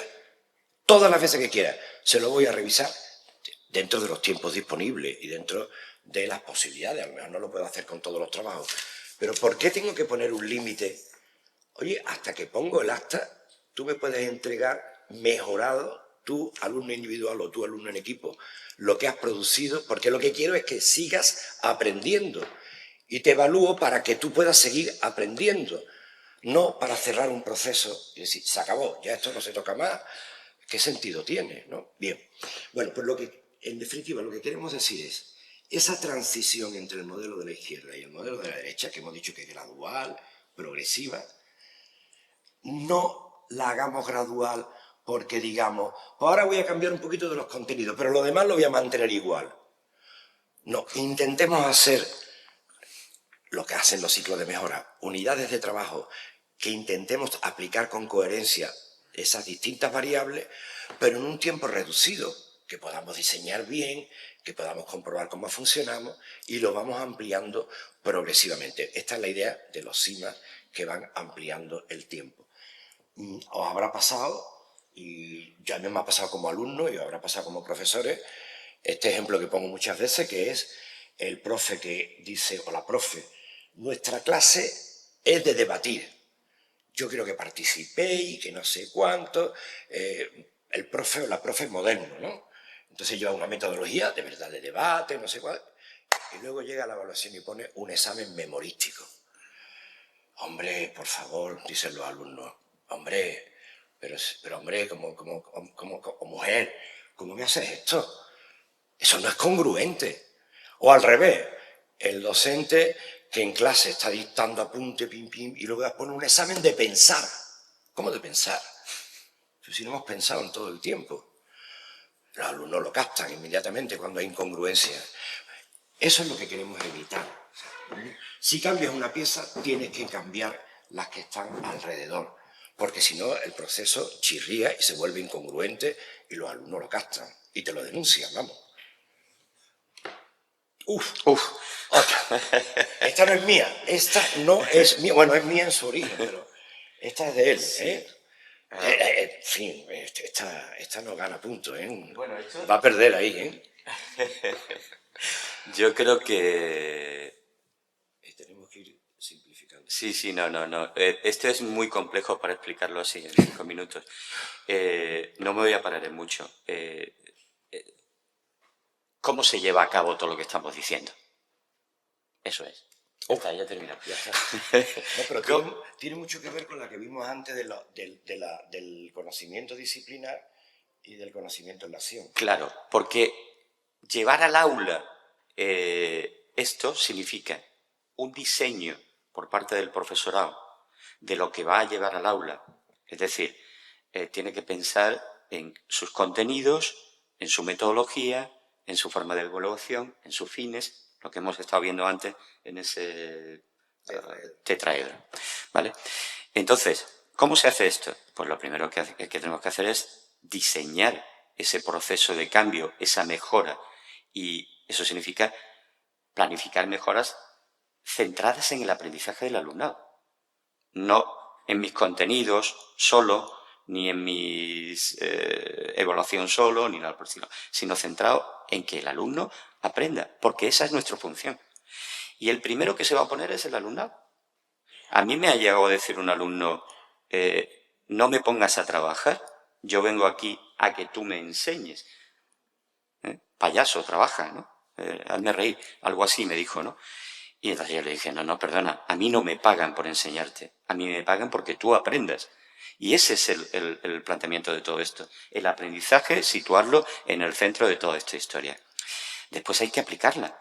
Y esa aplicación,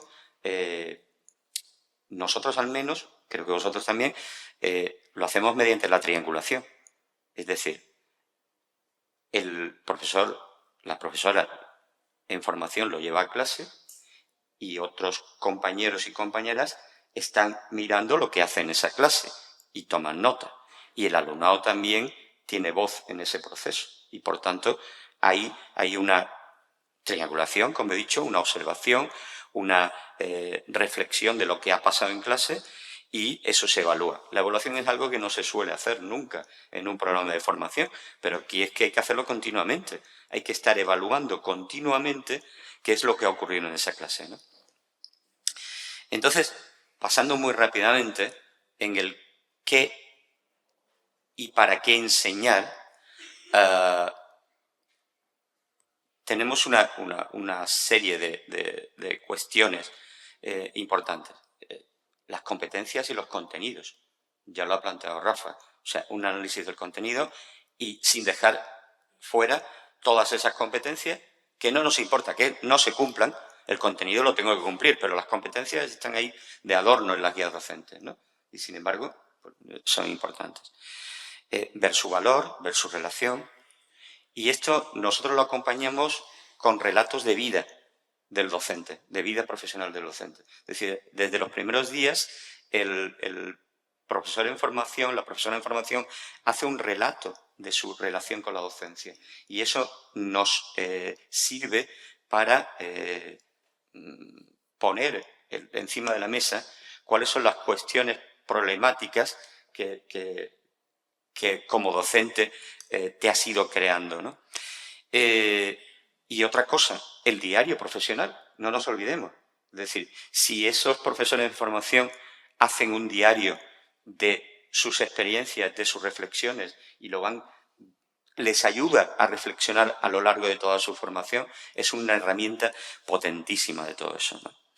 Después yo hablaría del cómo enseñar, la metodología, ¿no? Entonces, aquí hay una serie de cuestiones, como los tipos de metodología, como el diseño de la secuencia de actividades, como la importancia de plantearse cómo el estudiantado elabora sus esquemas mentales, como plantearse la función docente como andamiaje, ¿no? como mediación entre lo que el alumno puede aprender por sí solo y lo que el alumno puede aprender con ayuda de otro, del docente o de sus compañeros y compañeras. El diseño de las guías, por ejemplo, para plantear trabajos individuales en grupo. Las interacciones que se producen en el aula, como un proceso constructivo, empático, formativo, etc., ¿no? Y por último, yo plantearía el foco en el qué y cómo evaluar. A lo mejor no es lo último, y por eso estaba colocado la diapositiva como lo primero, porque para mí la manera en que evalúas es la manera que te define como profesorado. O sea, dime cómo estás evaluando tu asignatura y te diré qué tipo de profesor eres, sin duda alguna, ¿eh? Porque ahí es donde está realmente todo el pensamiento del profesor. Entonces, aquí es importante, yo creo que lo más importante es distinguir de una vez por todas entre evaluación y calificación. Porque a mí me parece el eje de todo esto. O sea, cuando intentamos poner nota, nos estamos cargando todo el proceso de aprendizaje. El número no significa nada. El número es un modo de clasificar. La calificación es una clasificación, es una selección. Y no tiene ningún sentido pedagógico. No tiene ninguna razón. No hay ninguna teoría pedagógica que avale que la nota tiene un poder de decir lo que el alumno ha aprendido. Es más, yo digo con todas las letras que no se puede medir el aprendizaje. No nos empeñemos en eso. El aprendizaje no se puede medir. No hay máquina humana que coja el cerebro y haga una tomografía o una tintura de esa del cerebro, y lo único que verá serán calor, actividad cerebral, pero no permite saber lo que esa persona ha aprendido, no permite saber qué es lo que ha colocado aquí. Claro, si nos ponemos en un planteamiento absolutamente conductista, pues entonces sí que podremos medir el aprendizaje según lo que se observa, según lo observable, pero nada más, ¿no? Y no todo lo que se aprende se observa. ¿Cómo medimos las emociones? ¿Cómo medimos el trabajo en grupo? ¿Cómo medimos la capacidad de resolver problemas de manera creativa? ¿Cómo medimos la creatividad? Hay muchas cuestiones que forman parte de nuestro aprendizaje y que son imposibles de medir. Y después, cuando damos una medida, ¿qué significa esa medida? ¿Qué significa 6,475? Significa que ha aprendido ¿qué? ¿Y cuáles son las dificultades de ese alumno o de esa alumna? ¿En qué tiene que mejorar? ¿Cómo le podemos ayudar? La evaluación es otra cosa. La evaluación es mejora. La evaluación es un acompañamiento del alumnado. Entonces, todo esto se debe de reflexionar en el proceso de formación del profesorado y ver cómo participan también los estudiantes en esta evaluación, cómo construyen esa evaluación. Y un modelo coherente, evidentemente, con todo lo demás, ¿no? Y todo esto, y yo creo que es al final, fíjate tú, todo esto es lo que construye un modelo docente personal fundamental. Es decir, al final vamos a ver el porqué de todo esto? ¿Por qué hacemos lo que hacemos en clase? Y todo lo que hagamos en clase tiene que tener un respaldo teórico detrás. Un respaldo teórico que puede haber salido de nuestras propias experiencias, es decir, de esa construcción de la teoría que vamos haciendo con la experiencia en el aula. Pero que no podemos olvidarnos, es decir, no valen las intuiciones, no valen las creencias, sino vale la investigación sobre cómo los sujetos aprenden. Y eso es lo que vamos aplicando, ¿no? Y ese es el modelo. Yo dejaría esto aquí. Sí. No, un detallito. Pero la realidad es que hay que calificar. Sí. No, digo, porque eso y además otra idea. De alguna manera tenemos que saber qué decir de si una persona tiene determinados aprendizajes que le cualifican para una determinada profesión, ¿no? Entonces, ahí hay una parte que es una exigencia social, y hay otra parte que es una realidad legal, ¿no? Que existe, Sí, ¿no? yo decía que el proceso de calificación es un proceso de selección, y como tal proceso de selección, nosotros tenemos una responsabilidad para seleccionar a los aptos y no aptos, para que después, cuando yo me encuentre en una mesa de operaciones, yo diga, ¿usted era apto o no apto en cirugía? ¿Vale? Evidentemente, tenemos la responsabilidad social de que a un ingeniero no se le caiga el puente, y entonces, de alguna manera, tenemos que decidir. Claro. Pero, cuidado, es incompatible una cosa con otra. O sea, yo estoy convencido de que no hay manera de traducirlo, pero simplemente tenemos que conocer esa incoherencia y, de alguna manera, sobrellevarla como podemos, porque... la calificación llevada al extremo como única fuente de información sobre lo que yo sé, sobre lo que yo soy, que es lo que existe ahora mismo. No existen otras formas más cualitativas de que tú te enteres de en qué estás avanzando, en qué no. Solamente hay unas medidas cuantitativas. Llevada a ese extremo, yo estoy totalmente de acuerdo contigo, que es un elemento contraproducente. Porque lo que provoca en el alumno es el desinterés por el propio aprendizaje. No solo provoca, es que lo adiestra a simplemente movilizarse cuando hay puntuación. Y eso está así desde mucho antes de llegar aquí. Pum, pum, pum, pum. Cuando llegan aquí, pues están ya adiestrados, ¿no? Entonces, pero la cuantificación podría ser el resultado de todo un conjunto de procesos que al final diera lugar a algo que te diera una información final. Pero que no es lo importante. Lo importante es centrarnos en que venimos aquí a aprender, no a sacar una nota. Claro, y eso hay que también... Esa contradicción hay que saber manejarla. Hay una idea que es la construcción de la calificación. La calificación no es algo que se saca al final, sino que se va construyendo progresivamente, igual que el aprendizaje, ¿no? Y que tú vas siendo consciente de cómo vas con respecto a la calificación.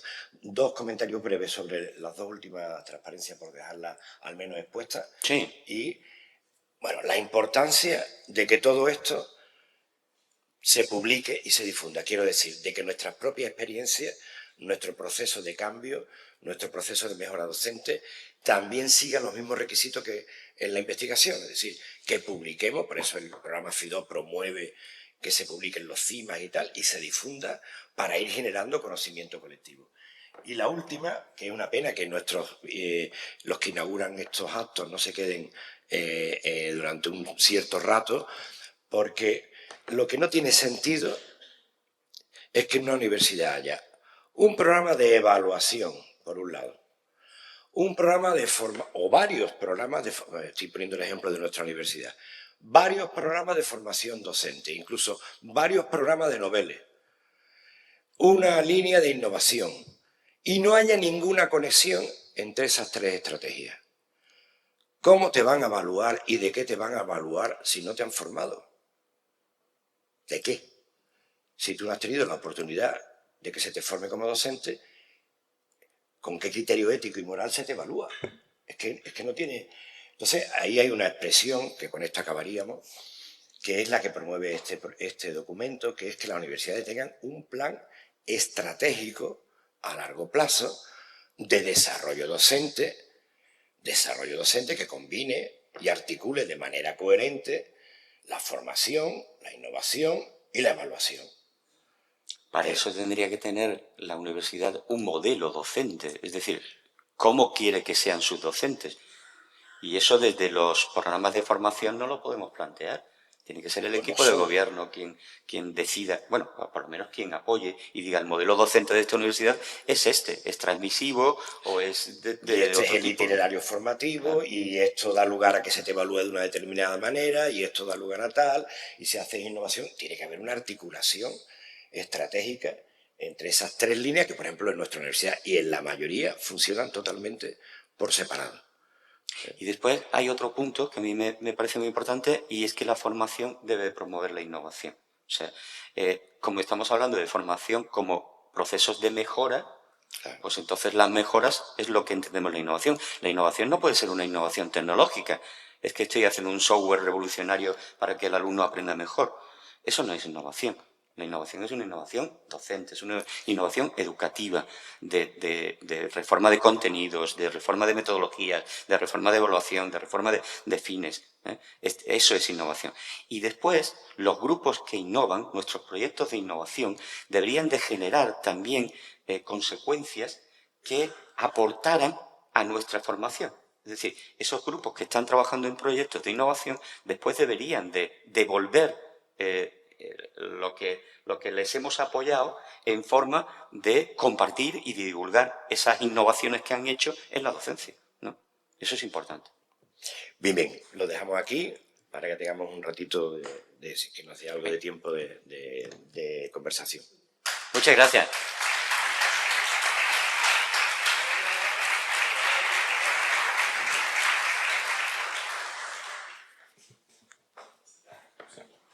Nosotros mismos, ¿no?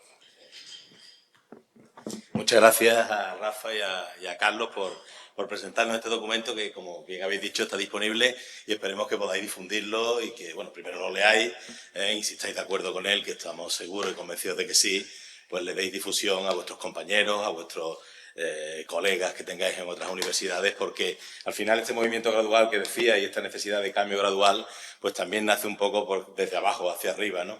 Desde que los profesores tengamos conciencia de este cambio necesario y podamos, de alguna manera, impregnar hacia arriba esa necesidad de apoyo institucional que todo este cambio va a llevar. No sé si queréis, por si alguien tiene que hacer alguna pregunta o alguna aclaración, y ahí tienes a...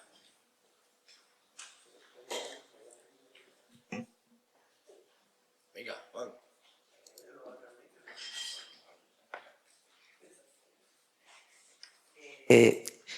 Buenos días. Yo, en primer lugar, quería daros las gracias por la charla. En segundo lugar, quería reñiros un poquito porque, claro, nos habéis dejado 5 minutos para preguntar, o sea, como los de las clases magistrales, más o menos, ¿no?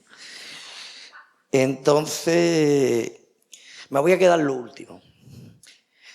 Yo estoy totalmente de acuerdo. El modelo docente es fundamental y casi ninguna universidad pública lo tiene, muy pocas.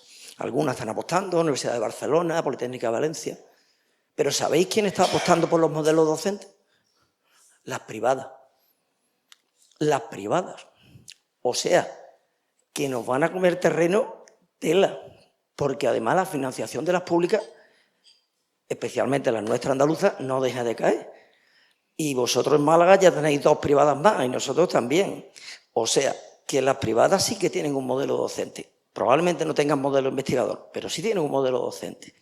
Entonces, habría que plantearse dónde estamos. Y efectivamente, al final funcionamos en función de incentivos. Sesenios de investigación, la gente hace investigación. No hay sesenios docentes, la gente no hace eso. Y entonces los que lo hacemos es porque nos gusta, porque queremos hacer cosas innovadoras. Entonces, lo del modelo docente me parece bien.